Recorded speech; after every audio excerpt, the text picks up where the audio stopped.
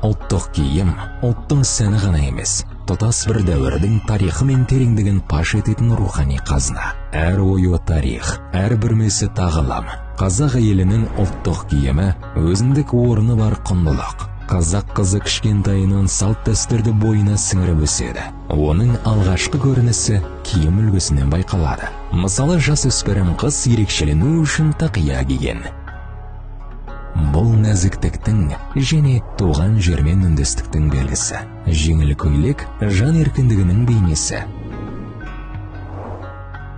Қалыңдық сәукеле киіп, ата дәстүрін сақтап, келіннің қадірлі болмысын танытқан.